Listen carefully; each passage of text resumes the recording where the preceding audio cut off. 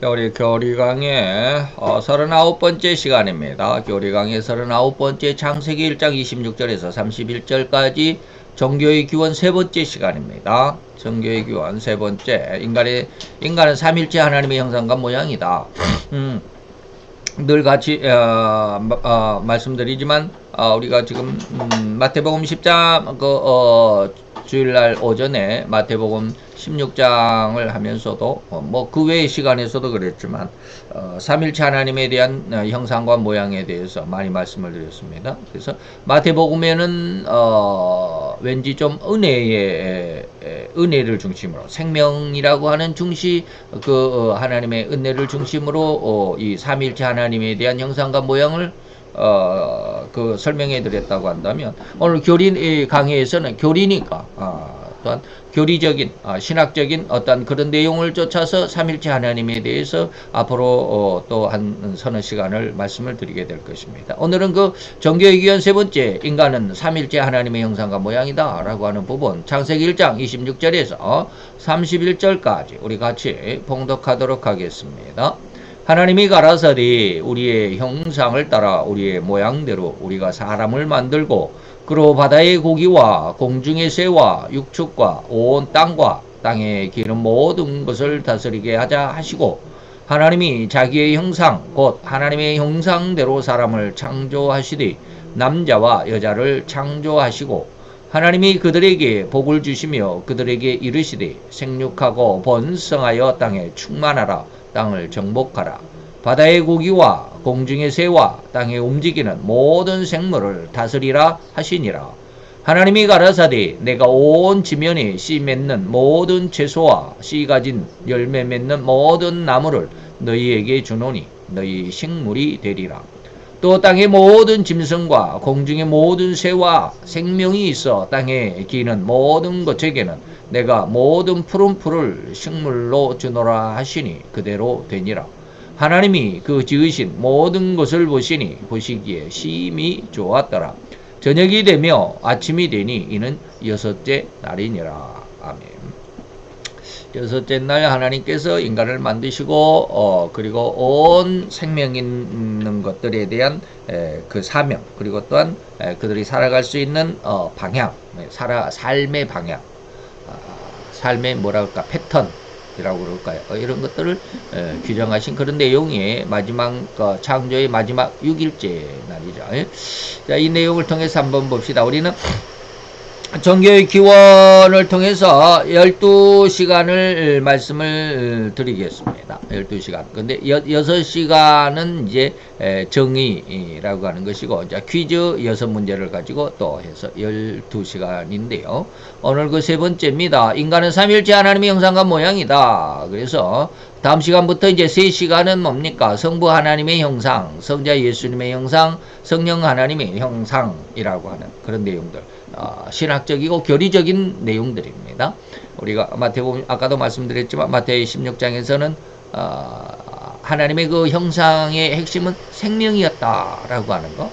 그래서 성부는 어떠한 생명을, 또 성자는 어떠한 생명을, 성령은 어떠한 생명을, 그런 내용들을 우리가 알아봤다라고 말씀을 드렸습니다. 자, 그러면 오늘 종교의 기원 세 번째 시간으로 인간은 삼일째 하나님의 모양과 형상이다 라고 하는 것이죠. 자, 이 부분을 마태복음 강의에서도, 본 교리 강의 중에서도 많이 언급한 그런 내용들이죠. 그런데 그렇게 반복되는 부분이면서도 차이를 가지고 있다라고 많이 할 텐데, 그 차이는 마태복음에서는 은혜와 생명을 중심으로 설명을 해드렸고요. 오늘 교리에서는 교리적인 측면으로 설명하고자 합니다. 자, 이미 조금은 이해하고 계실 것으로 생각되는 이런 부분입니다. 또한 이 시간이 설명하는 삼일체를 닮은 인간을 설명할 때 신학교에서 배우신 분들에게서조차도 생소한 내용이 되리라고 생각이 됩니다. 뭐 지난 시간에도 말씀을 드렸죠. 신학에서는 이 삼위일체를 설명하기가 너무나도 부담이 되는 내용일 뿐이고요. 그래서 양태론으로 많이 설명합니다. 양태론이라고 하는 것은 뭘까? 어떤 모양이 어떤 상태에 따라서 이 말이죠. 다시 말하면 곧 한 사람이 자기 아들에게는 아버지가 되고요. 자기 아버지에게는 또 아들이 되기도 하고 말이죠. 아내에게는 남편이고, 회사에서는 각 직분을 따라서 사원이기도 하고 또 사장이 되기도 하면서 각 상황에 따라서 불리는 이름들이 다르죠. 그것이 바로 이제 양태론이다. 곧 그 한 사람이 처한 상황이나 자리에 따라서 이러저러한 신분이나 직분을 가질 수 있듯이 하나님도 어느 때는 성부 하나님으로 나타나시고 또 어느 때는 아들 성자 하나님으로 나타나시기도 하시고 때로는 또 성령 하나님으로 나타난다라는 의미로 삼위의 하나님을 이렇게 설명합니다. 그래서 이렇게 삼위일체 하나님을 대부분 설명하고 있는 그런 형편이죠. 이게 제일 이해가 쉬우니까 그 말이죠. 나는 한 사람인데 내 아내에게는 남편이 되고 내 아들에게는 아빠가 되고 내 아버지에게는 내가 또 아들이 되고 내가 또 교회에서는 목사고 말이죠. 뭐 이러한 내용들. 그러니까 이게 양태론이다라고 하는데 삼일체 하나님에 대해서 성경에 정확하게 어떻다라고 이렇게 설명한 부분이 없습니다. 그렇기 때문에 삼일체 하나님에 대해서 가장 이해하기 쉽게 이렇게 양태론을 가지고 설명을 하는데 우리나라가 전 세계적으로 아마 그럴 것이겠죠.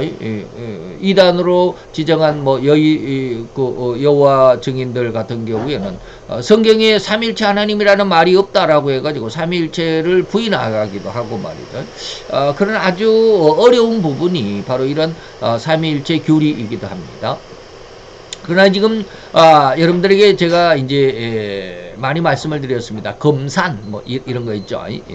삼일체 성부 성자 성령 하나님이 세 하나님이 한 하나님이라는 사실이 그러한 형상으로 그러한 모양으로 우리 인간을 만들었으면 내 속에도 그런 삼위일체 모양이 있어야 된다. 이게 검산이 돼야 된다라고 하는 그런 내용으로 많이 말씀을 드렸죠.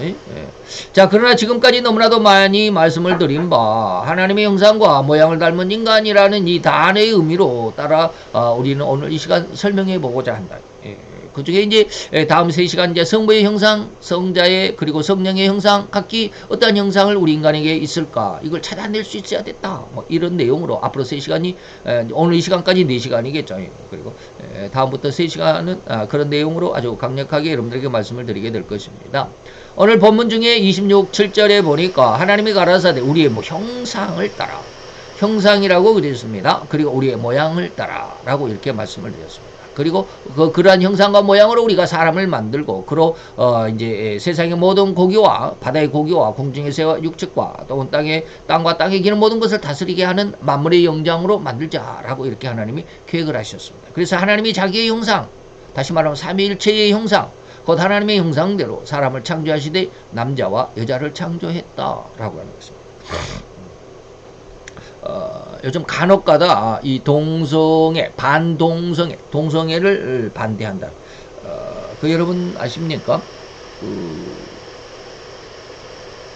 성이 뭔지 모르겠어요. 옛날에 조땡남 씨 얼마 전에 죽었나요? 안 그런가? 조땡남 씨 있죠? 가수. 그분이 이혼했던 김땡정이 김씨가 맞나 모르겠네. 모르겠네. 있죠. 김땡정 씨가 어느 날 라디오에 나와서 그런 말을 고백을 했더라고요. 자기 며느리가 아들이 몇인지 모르겠어요. 아들이 하나인지 몇인지 모르겠는데 자기 며느리가 남자래요. 제가 지금 무슨 말 하는지 이해가 됩니까? 그런 말로 갑자기 라디오인가 어디 텔레비인가 프로에 나와서 그런 고백을 했어요. 아들이 있는데 아들이 미국에서 지금 살고 있는데 우리가 흔히 말하면 게이다, 동성애자다. 그래서 자기 며느리가 남자다. 참 안타깝죠. 그런 사람들은 자기 자녀가 그런 어떤 동성애, 게이나 레즈비언이나 여자들은 레즈비언이라고 그러고 남자들은 게이라고 그럽니다. 게이나 레즈비언이 아니었을 때는 그런 감정이 없는데 이 자기 아들이나 자기 딸이 동성애자라고 하니까 마음이 바뀌게 되는 거죠. 왜? 안타까우니까. 그래서 그런 이야기를 하던데 남자와 여자가 다르다라고 하는 것입니다. 그런데 지난번에도 제가 그런 말씀을 드렸습니까? 어느 광저우 아시안 게임에서인가요? 광저우 아시안 게임에서인가 펜싱에서 그런 사건이 하나 있었습니다. 여자 시합이었는데 펜싱은 1대1로 하죠. 한 사람이 나와서 이렇게 하는데 갑자기 이쪽에 사람이 어느 나라 사람이었는지 모르는데 미국 선수하고 이제 싸우게 됐는데 이쪽의 선수가 준비하고 시작했는데 시작을 딱 하니까 이 어느 나라 선수였는지 모르 이 여자 선수가 갑자기 모자를 이렇게 펜싱은 모자를 쓰죠. 이 투구를 이렇게 쓰는데 모자를 이렇게 딱 벗고 한쪽 무릎을 세우고 한쪽 무릎을 땅에다가 딱 반 무릎이라고 그러죠. 반 무릎을 이렇게 짚고 나는 싸우기 싫다라고 쉽게 말하면 포기를. 그래서 심판이 깜짝 놀랐습니다. 아니 지금 뭐 하는 거냐? 지금 준비 시작했는데 왜 그러느냐라고 갑자기 심판에게 말도 않고 이제 시작했는데 반 무릎을 꿇고 투구를 벗고 칼을 내려놓고 나 싸우기 싫다라고 그러니까 깜짝 놀랐대. 그래서 알고 보니까 그 상대편의 미국 여자 선수가 남자야. 성전환 수술을 한 사람이야. 쉽게 말하면 이제 성전환 수술을 했으니까 여자다라고 그러는데 그래서 올림픽에서조차도 남자가 여자로 성전환을 했기 때문에 여자다라고 이렇게 말하는데요. 뭐 펜싱 같은 경우에는 힘으로 안 하니까 기술로 하니까 뭐 그러겠지만 이 권투 같은 거는요. 이게 되겠습니까? 남자의 적혈구와 여자의 적혈구가 다릅니다. 숫자가 다르다 이 말이에요. 모양이 다르다라는 게 아니에요. 남자가 가지고 있는 신체 속의 적혈구의 숫자와 여자가 가지고 있는 적혈구의 숫자가 다르답니다. 그러니까 이 적혈구의 숫자가 남자가 훨씬 많답니다.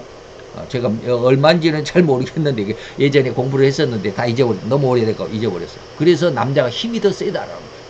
이게 흔히 이제 뭐 시체 말하면 반지가 세다 이 말이죠. 한번 때리면 이 강도가 세다 이 말이에요. 그러니까 남자에서 여자로 성전환을 했던 선수가 이게 복싱 선수인데 이 복싱 선수가 여자의 시합에 나와가지고 상대편이 여자고 자기는 이제 성전환을 했으니까 나도 여자다라고 그러지만 번지가 다르잖아요. 힘의 강도가 다르잖아요. 그러니까 여자 선수가 그냥 한 대 턱 맞고 턱이 그냥 막 날아가고 턱뼈가 부서지고 막 그런 상황이 연출이 되기도 하고 그러잖아요. 그런 게 종종 있어요. 하나님이 남자와 여자를 분명하게 달리 창조하신 의도가 있다는 말이에요. 그런데 이 정신이 혼탁해버린 생명이 죽어버린 하나님이 주신 생명이 죽어버린 인간에게는 이게 구분이 안 되고 자기 멋대로 살아간단 말이에요. 그러다 보니까 성전환을 하니까 나도 여자다. 나는 원래는 남자인데 나 여자다. 그러다 보니까 신체는 남자의 신체 힘을 가지고 있잖아요. 여자보다 훨씬 세잖아요. 그런데 여자로 성전환했으니까 나는 여자다. 그러면서 여자를 한번 패면은 팬다 그래서 죄송하지만 한 대 이렇게 펀치로 날리면 그 상대 여자가 온전하겠냐 말이에요. 그러니까 막 턱이 깨지고 턱자락이 나가고 그래. 하나님이 주신 하나님의 생명의 윤리와 생명의 질서는 정확해야 됩니다. 이게 하나님의 뜻이에요. 이걸 거스리는 게 마귀의 계획이고 마귀의 장난입니다. 근데 그걸 모르죠. 인간은 전혀 모르죠. 아침에도 제가 생명에 대해서 잠깐 이야기를 했지만 제가 지난 주간에 하나님의 생명이 이렇다라고 하는 걸 지금 완전히 체득하지는 못했어요. 지난 주간에 하나님이 수요일인가 주셨어요. 그 의미를. 그래서 수요일부터인가 제가 이제 책을 찾아보고 다시 공부를 하고 이게 생명이 이런 어떤 그 능력이 있구나. 그래서 그 책에 몇 페이지까지 쭉 가다 보면 진짜 하나님이 주신 찬 생명이라고 하는 게 느껴지는 게 어떠냐면 자기는 어렸을 때부터 그 호킨스 박사 어렸을 때부터 안경을 꼈대요. 눈이 그렇게 나빴대요. 근데 그 생명이 느껴지는 순간 스스로가 눈이 치유가 되더라. 몸이 치유가 되더라. 이게 생명입니다. 진짜 하나님의 생명은 죽음이 없어요. 그러니까 그 생명이 회복이 되는 순간 그 영적인 하나님이 주신 영적인 생명이 회복이 되는 순간 이것은 우리 몸의 모든 질병을 이겨낼 수 있다라는 거예요. 그래서 그 박사가 그 압박붕대에 쌓여 있는 그 정신병을 앓고 있는 그 아가씨를 꼭 붙잡아주고 그 안타까운 마음으로 그 영혼을 사랑하는 마음으로 그 안아줬을 때 그 상대방의 그 아가씨가 깨끗이 치유함을 받는 이게 생명이에요. 제가 아침에도 그런 이야기 할 때 말씀을 드렸잖아요. 그 호킨스 박사가 싸움, 그 양쪽에 패거리들, 이 깡패들 패싸움 하려고 하는 그 자리에 가서 그 안타까운 마음이 그 자리에 그 에너지가 팍 발산이 될 때 서로가 웃으면서 그냥 무기들을 다 내려놓고 헤어지는 것처럼 그런 내용이 배너 영화에서도 나왔었다. 근데 배너를 감독하고 촬영했던 그 감독이 제작자가 그걸 의식하고 거기 그 장면을 거기다 넣었는지는 제가 알지는 못해요.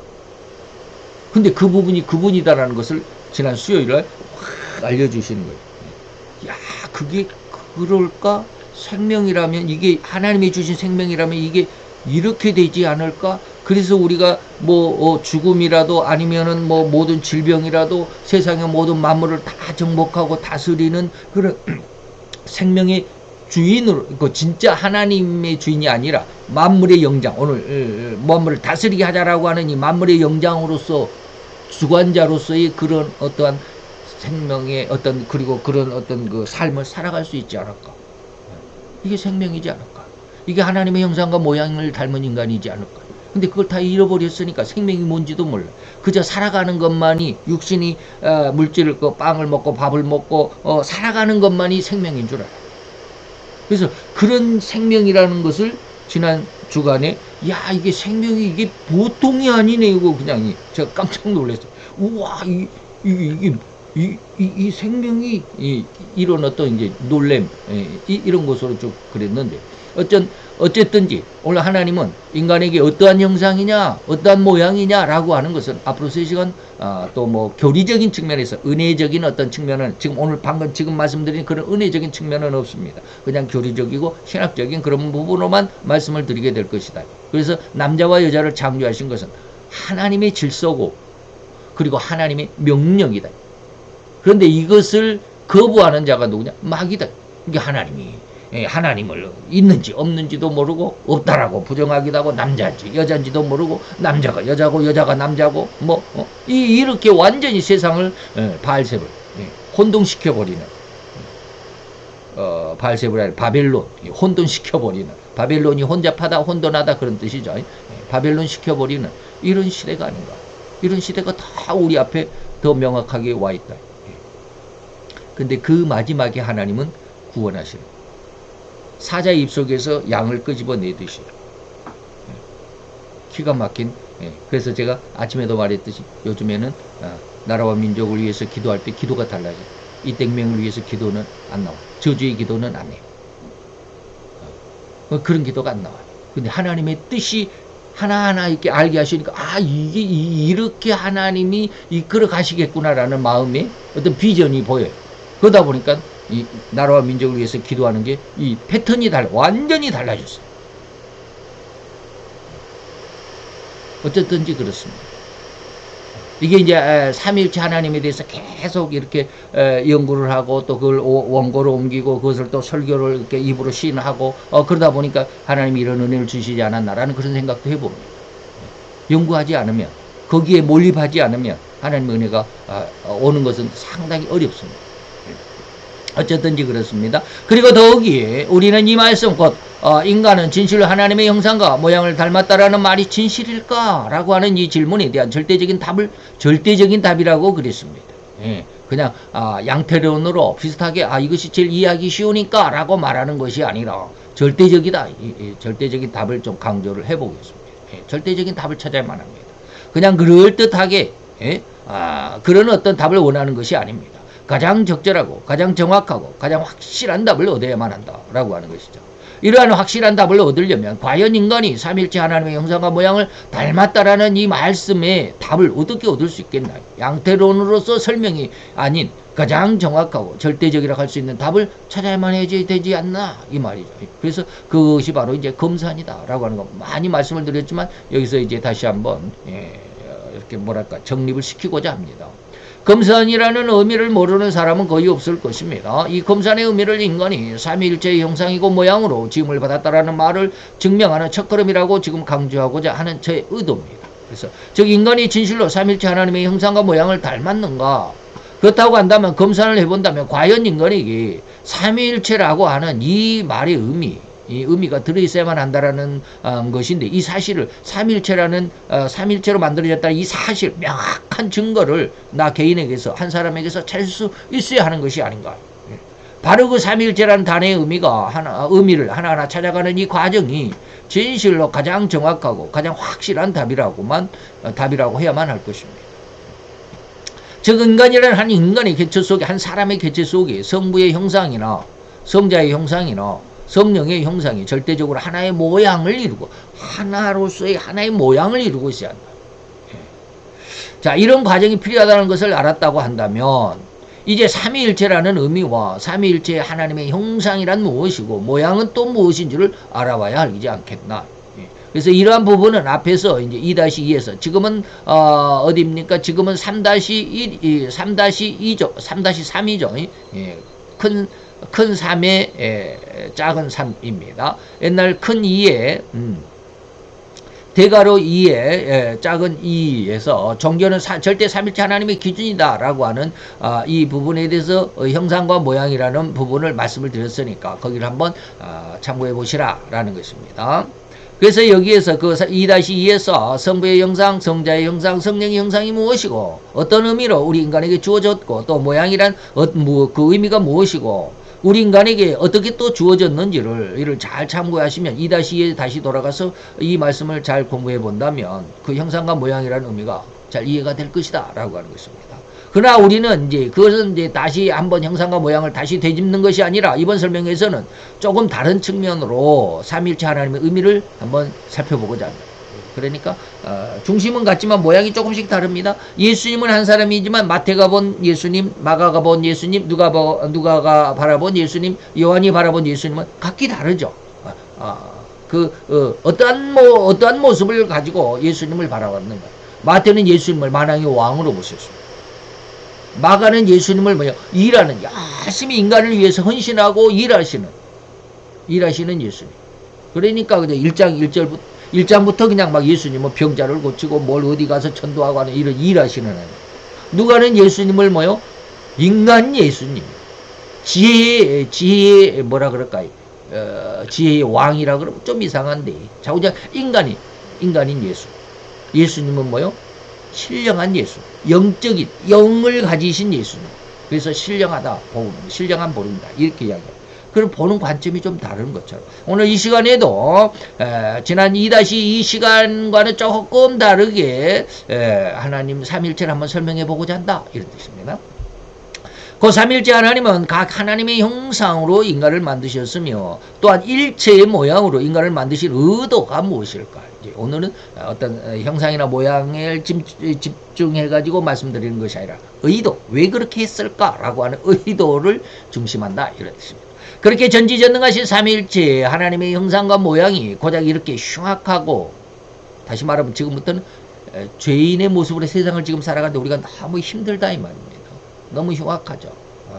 아침에도 잠깐 얘기했지만 제가 꼬꼬무를 계속 안 보다가 갑자기 지난 주간인가 저지난 주간부터 지난 주간까지 한 2편을 봤는데, 지난 주간에 봤던 거 그거 아들이 군대 갔는데 자살했다. 자기 칼빈 소총으로 자기 오른쪽 가슴 왼쪽 가슴 그리고 머리를 쏴가지고, 이거 도대체 이해가 안 되지. 어떻게 그럴 수 있습니까? 한 발만 쏘더라도 그 억지로 해가지고 저 한 1m쯤 더 있는 방아쇠를 이렇게 꾹 눌러요. 그래가지고 오른쪽 가슴을 관통을 했다면 그 고통 속에서 어떻게 또 왼쪽에다 또 대고 또 쏘냐고. 말이 안 되죠. 근데 그게 자살이에요. 자기가 그렇게 했대요. 그래도 안 죽으니까 자기 머리에다 대고 또 쐈대요.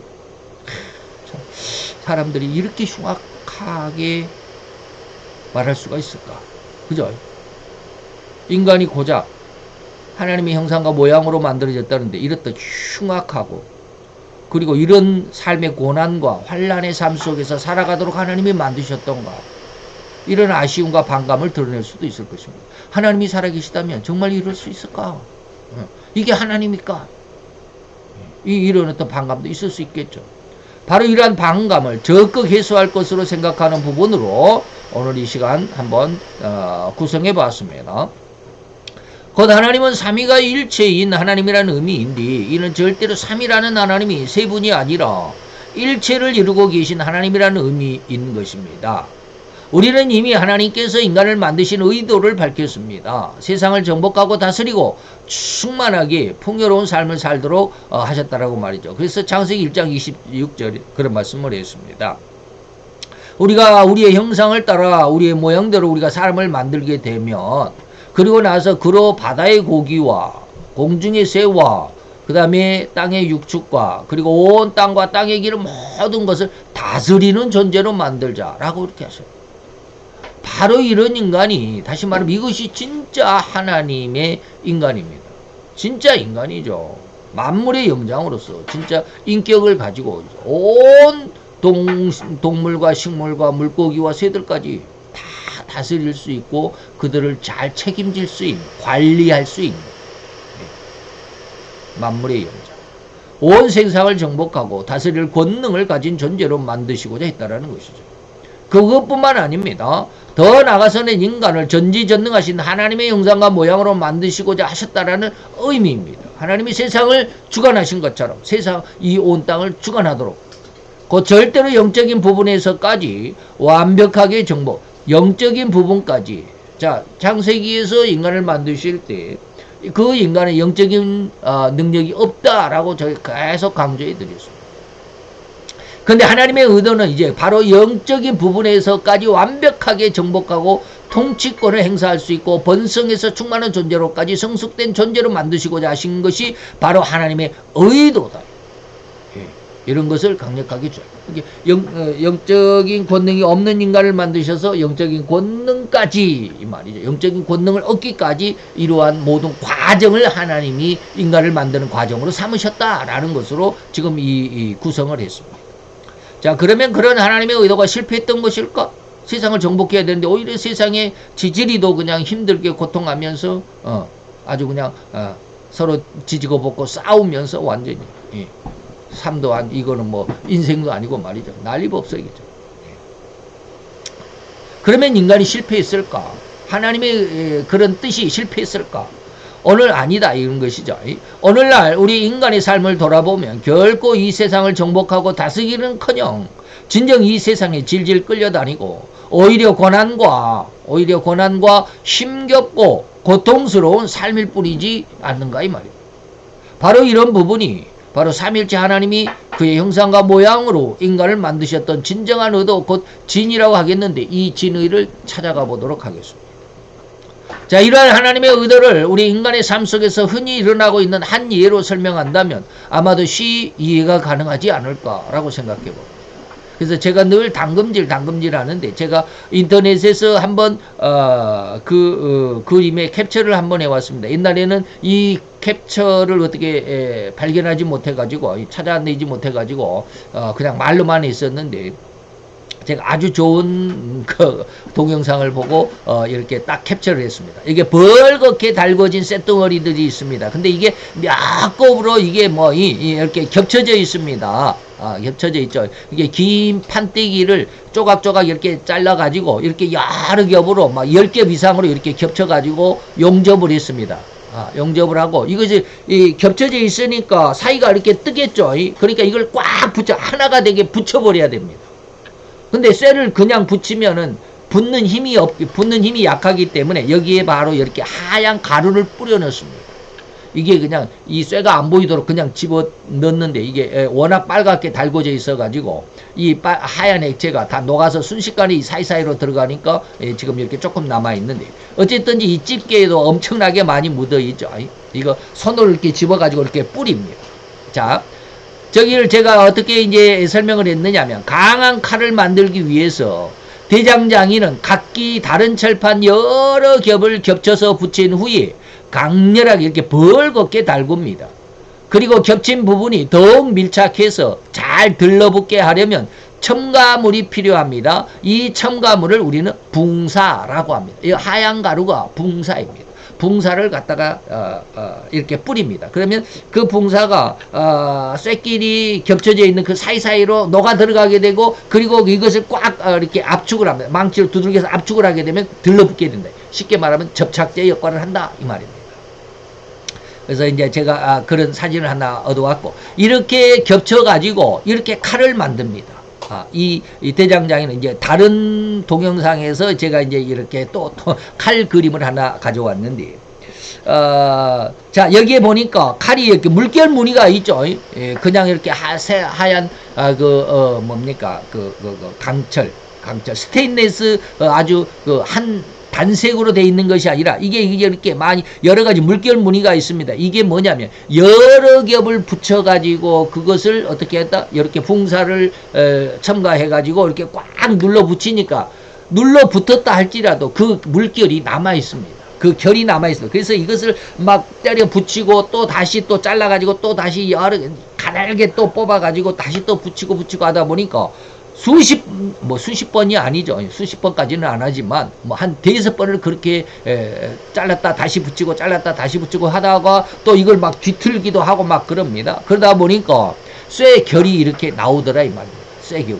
그래서 이 물결 무늬를 만들어내는 방법이 바로 이렇게 여러 겹의 강도가 서로 다른 강재를 덧붙여가지고 만들이 아니라 만든.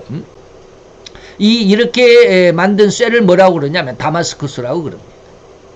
제가 다마스쿠스라는 말의 의미를 정확히 사전에서 찾아보지는 않았지만 이게 다마스쿠스 칼이라고 그럽니다. 우리가 부엌에서 일반적으로 쓰는 것은 그냥 단색입니다. 근데 이게 가장 강력한 것은 여러 그 쇠를 또 잘라가지고 다시 붙여가지고 이 가늘게 또 뽑아가지고 또 여러 겹으로 잘라가지고 또 여러 겹을 또 붙여가지고 또 막 겹치고 해가지고 막 대여섯 번을 그렇게 하다 보니까 철판의 결이 이렇게 서로 다르지만 그러나 이렇게 뭉쳐 있다. 이게 이제 다마스쿠스인데 굉장히 강력한 칼입니다. 다른 일반적인 칼하고 이렇게 딱 부딪히면 다른 칼은 부러지더라도 얘는 안 부러집니다.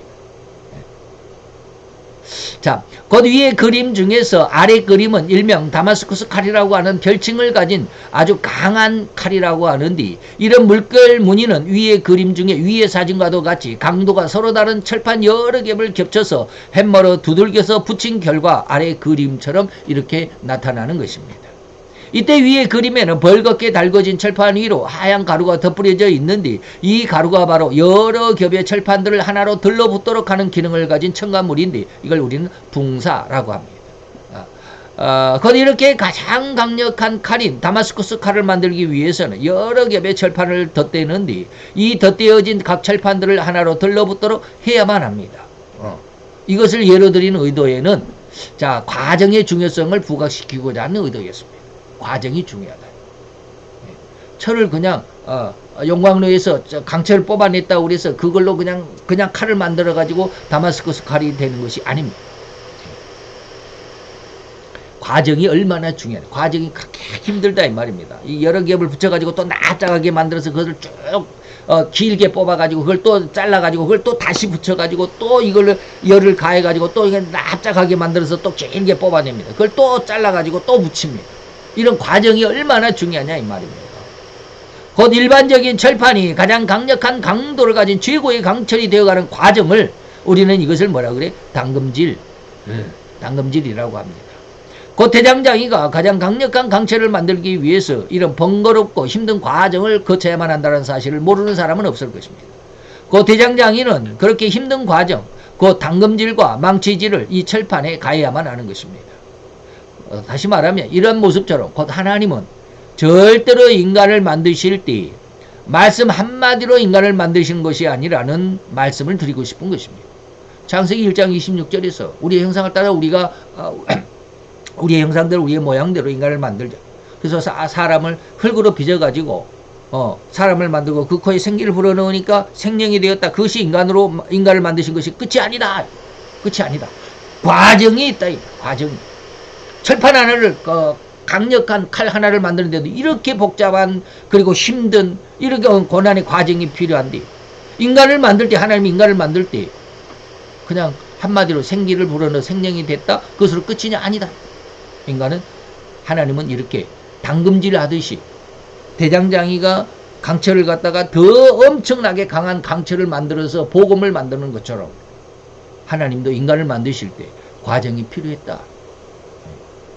하나님도 인간을 만드시고자 하실 때 가장 강력한 인간, 다시 말하면 이걸 영성인이라고 합니다. 처음에는 영적인 능력이 없는 인간, 단순한 생명의 모습에서 영적인 모습으로 인간의 모든 영적인, 다시 말해 귀신과 이런 악령들까지도 제압하고 다스릴 수도 있고 정복할 수도 있는 그런 영적인 권능을 가진 영성인이라는 완전한 인간을 만드시고자 하셨다는 것을 말씀드리고 싶습니다. 바로 이렇게 인간을 단순하고 영적인 권능이 없이 약한 인간으로 만드시기를 원치 않으셨기 때문에 대장장이가 강한 칼을 만들기 위해서 당금질과 수없는 망치질을 해야만 하는 것처럼 그렇게 인간을 강하게 당금질하시고자 계획하셨다라고 말하고자 하는 저의 의도입니다. 그래서 하나님이 여러 번 이렇게 인간을 단련하고 훈련하고 한다라는 말씀을 많이 하셨습니다. 시편 26편 2절에서는 여호와는 나를 감찰하고 시험하사 내 뜻과 내 마음을 단련시켜 주세요 라고 고백했습니다. 잠언서 27장 21절은 도가니는 은을 단련하고 풀무로 금을 단련하지만 인간은 칭찬으로 사람을 단련시킨다. 칭찬이다라는 것인데 이것은 나중에 보면 시편 105편에 보니까 이 말이 뭐예요? 말씀으로 나를 단련하셨다. 말씀을 많이 읽어라. 말씀을 많이, 성경 말씀 많이 읽어야 됩니다. 성경 말씀의 기준이 근본이 없으면 성장하는데 굉장히 더딥니다. 말씀을 많이 읽어야 됩니다. 제발 성경 말씀을 많이 읽으세요. 곧 하나님은 절대로 인간을 당금질, 곧 단련하실 때에 하나님의 말씀으로 하신다라는 계획을 세워놓으셨습니다. 말씀이 나를 단련했다. 말씀으로 단련하신다. 그래서 인간은 절대로 하나님의 말씀이 생명의 근원이라고 선언하신 것입니다. 그래서 사람이 사는 게 뭐요? 여호와 입에서 나오는 말씀으로 사는 거예요. 이 말씀으로 사는 거예요. 그냥 밥만 먹고 사는 게 아니에요. 밥만 먹고 사면 아침에 이야기했듯이 하등동물에 불과해요. 그냥 먹고 사는데 내 자녀들 낳고 자녀들 시집장가 보내고 자손을 또 번성시키고 하는 그것에 불과해. 그런 삶은 원하지 않습니다. 제가 요즘 안타깝게 생각한 게 사람들의 모습이, 인류의 모습이 그런 모습이 보이기 때문에 마음으로 굉장히 안타깝습니다. 뭔가 이념을 가져야 되는데 이념도 똑바른 이념을 가져야 되는데 위에 있는 몇 사람들이 잘못된 이념을 가지고 있기 때문에 나라와 백성들이 힘들어진다. 그래서 신명기 8장 3절을 예수님이 마태복음 4장 4절에서 마귀의 유혹을 이겨내시는 한 말씀으로 사용하셨습니다. 자, 곧 이렇듯 하나님의 말씀은 절대로 인간의 생명이라고 명확하고 선명하게 증명하게 되어 있습니다. 요한복음 1장 1절로 4절. 요즘 말씀 많이 드리는 것입니다. 말씀 안에 생명이 있었으니 이 생명 사람들의 빛이다 라는 것. 그러나 아무리 외치고 증명한들 나 몰라라 하는 자들이 수없이 많다라는 점도 또한 명확하게 밝히셨습니다. 이게 이제 5절, 바로 요한복음 1장 4절에 이 생명 사람들의 빛이다라고 해놓고 5절에 뭐라고 그랬냐면 빛이 어둠의 빛이 돼요. 어둠이 깨닫지 못하더라. 아무리 일러줘. 제가 아침에 잠깐 얘기했습니다. 한 10여 년 전에 제가 그 호킨스 박사의 나의 눈을 읽을 때 그냥 나는 이해가 된다라고 책을 읽었을지도 모릅니다. 근데 지난주가 수요일날 하나님이 제게 뭔가를 알려주고 난 이후에 읽을 때 굉장히 달랐습니다. 내가 도대체 이 말을 이해했을까? 생명이 사람들이 빛이 생명이다라는 말을 이해를 하고 있었을까? 라고 할 정도로 마음이 굉장히 어떤 체험적인 느낌이 왔습니다. 체험적인 느낌이라는 게 그렇죠. 마음으로 체험한다는 게 뭐야? 느끼고 깨닫는 것이, 물론 깨닫는 것이긴 한데, 체험적이라는 말이 좀 의아스러울 것입니다. 깨닫지 못해. 아무리 일러줘도 몰라요. 여기에 어둠은 하나님을 거역하고 불신하는 불신자를 의미함이 분명합니다. 다시 원론으로 돌아와서 설명을 이어가 보면 곧 하나님은 삼일체 하나님이신데 그 중에 제2위인 성자 예수님을 말씀이라고 하시는데 이 말씀이 절대로 이 말씀은 하나님이시다. 그 성자 하나님은 또한 절대로 인간 생명의 근원이라고 명확하게 선언하신 부분이 4절입니다. 또한 그 생명이 절대로 중요한 핵심이라는 의미인데도 인간은, 타락해버린 인간은 이걸 인정하지도 못하고 인정하고자 하지도 않는 절대 죄악의 종이 된 상태를 버리지 못하는 게 5절입니다. 이러한 강력한 반발과 도리어 하나님의 의도와 진리에 도전하고 공격까지도 머뭇거리지 않는 마귀의 강력한 반발에도 절대로 하나님의 의도와 진리는 막히거나 실패하지 않는다라는 점을 신자에게는 강력한 무기로 도드라져 부각되게 될 것입니다. 그래서 합력하여 선을 이룬다. 제가 이것을 하나님이 그저께인가 알려주셨는데 갑자기 잃어버린 어떤 내용으로 알려주셨는데 이래서 선을 이루어 가시는구나 라는 것을 느낀 하나님이 알게 하신 것이 있는데 지금 생각이 안 나네. 그걸 일기에 기록했으면 기억이 날 텐데 제가 지금 요즘 며칠 일기를 지금 못 쓰고 있거든요. 마음이 답답하기도 하고 힘들기도 하고 그러다 보니까 좌우지간 그런 뭔가 있어요. 아주 내 심경적으로는 아주 복잡한 그런 지금 나날이 지금 됩니다. 어쨌든지 모든 것이 합력과의 선을 이룬다라는 어떤 그런 내용을 하나님이 알려주셨는데 그래서 다시 말하면 이런 말 해야 될지 모르겠네요. 너희 나라가 공산화가 된다 할지라도 나는 너희를 끌어갈 거야. 이런 뜻입니다.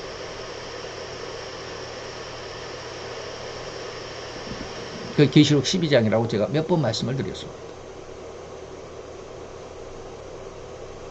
자, 하나님은 바로 이러한 의도와 진의로 인간을 만드셨다고 할 수 있다는 말입니다. 이제 조금이나마 하나님이 인간을 어떻게 만드시고자 계획하셨는지 이해가 되시는가? 인간을 하나님이 과정을 두고 훈련시키고 연단하시고 그래서 영적인 능력이 없는 인간에서 영적인 능력을 갖는 인간으로 이렇게 과정을 통해서 하나님이 그렇게 훈련시키신다. 바로 이러한 과정을 거쳐서 즉 단련시키고 훈련해서 진정한 인간으로 곧 영성인으로 만들어 가시고자 계획하셨음을 이해할 수 있을 것입니다.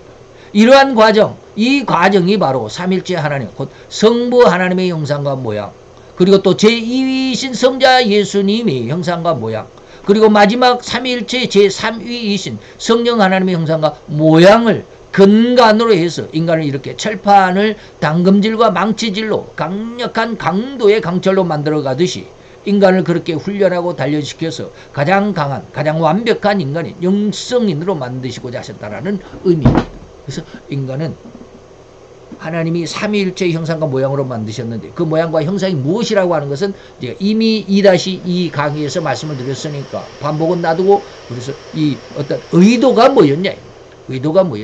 하나님은 인간을 훈련시키고 단련시켜서 영적인 능력을 갖도록 하시기 위해서 눈을 열어주시기 위해서 그래서 어떻게 하나님께서 저를 이끌어 가실지는 모르지만 하나님이 제가 그 암을 발견하기 전에 말씀을 곱씹어 보게 하셨습니다.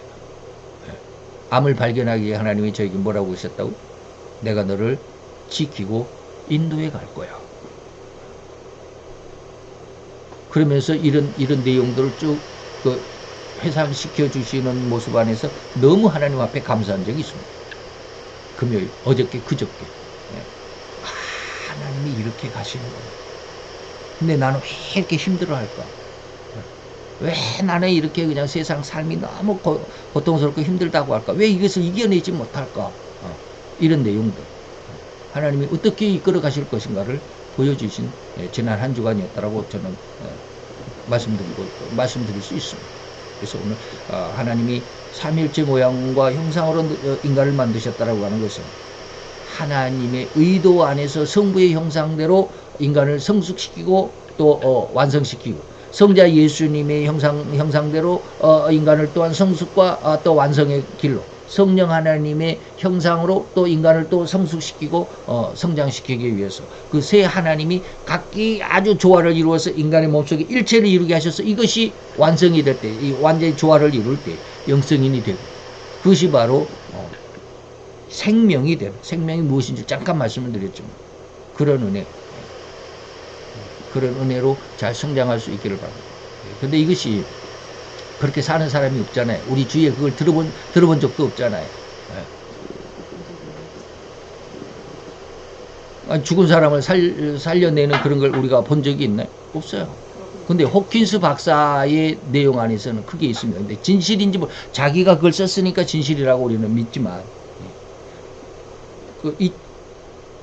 그 전쟁 월남전에 참석했던가요? 이 박사님이 그 군대 생활할 때 월남전에 참석했는 것 같은데 같이 옆에 이렇게 나란히 엎드려서 이제 막 사격을 하면서 전쟁을 하고 있는데 친구가 가슴에 총을 맞고 죽었어요.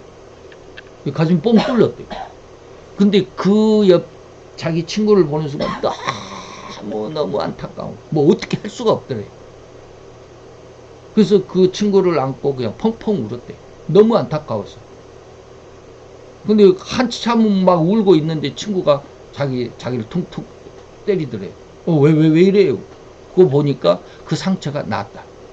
그 분명히 총을 맞고 가슴에 구멍이 뚫려가지고 뻥 뚫려가지고 피를 철철 흘리고 의식이 없이 죽어가는 그 친구였는데 바로 이러한 것. 이런 걸 우리가 거의 보지 못하냐. 뭐 못 보는 사람이 거의 태반이잖아요. 거의 태반이 아니라 거의 전부라고 해도 과언은 아니죠. 이런 생명이라는 것이 무엇인 줄을 우리가 들어보지도 보지도 못했죠. 그러다 보니까 이해를 못하는 거예요. 그러니까 예수에 대한 생명을 우리가 전도를 해도 그냥 이 생명을 전도한다라는 게 무엇인지도 모르고 전도하는. 안타깝기는 하지만 그래도 그 전도한다라는 게 참 뭐라 그럴까요? 예, 감사하고 고맙기는 하지만 우리가 이 하나님의 은혜 안에서 하나님의 이런 이 삼일체 모양과 형상이라고 하는 걸 잘 은혜 안에서 하나님의 은혜로 이끄심을 받는 귀한 은혜가 있었으면 좋겠습니다. 기도하겠습니다. 할렐루야. 주님의 영원한 은혜와 은총을 감사를 드리나이다. 내 하나님의 그 모습 안에서 오늘 이 시간에는 삼일체 하나님의 형상과 모양의 그 의미보다는 또한 의도 속에서 하나님이 우리 인간을 어떻게 만드셨는지, 어떠한 과정을 통해서 어떠한 의도를 가지고 계셨는지를 다시 한번 생각해보고 상고하여 보았나이다. 아버지 하나님, 우리로 인해서 하나님을 한 걸음 더 성장하는 과정 속에서 하나님을 만나고 한 계단 더 성장하는 과정 속에서 하나님을 체험할 수 있는 귀한 은혜의 역사가 이루어지게 하여 주옵소서. 오늘도 주님의 귀한 은혜와 은총 주께 감사를 드리며 예수 그리스도의 이름으로 기도하여 싸움나이다. 아멘.